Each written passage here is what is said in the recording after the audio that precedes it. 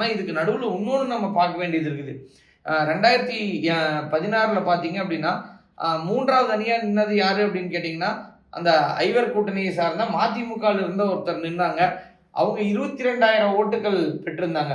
இதே நீங்க 2021 பார்த்தீங்க அப்படின்னா, அந்த நிலை மாறி நாம் தமிழர் அவங்கள சார்ந்தவங்க 30,000 ஓட்டுக்கு மேல வாங்கியிருக்கிறாங்க. இப்ப அங்க ஒரு பெருவாரியான நாம் தமிழர் 10%க்கு மேல நாம் தமிழர் இருக்கிறாங்க அப்படின்னு தான் பார்க்கணும். அப்ப அவங்க மாறி வருவாங்களா அப்படிங்கிறது ஒரு கேள்விக்குறி தான்.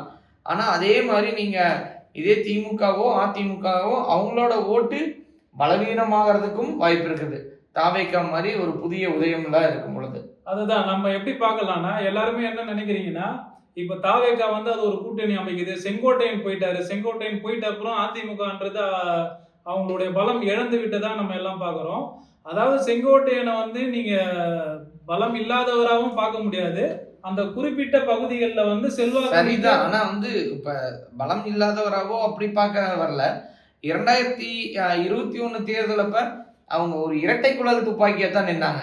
ஒரு பக்கம் ஓபிஎஸ் அவர்கள் இருந்தாரு, ஒரு பக்கம் இபிஎஸ் அவர்கள் இருந்தாங்க.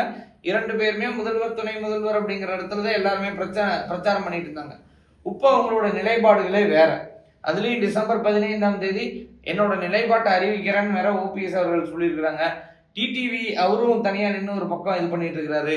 அப்படிலாம் இருக்கும்போது இன்னும் பாமக அவங்களோட நிலைப்பாட்டை வேற ஒன்று அறிவிக்கல.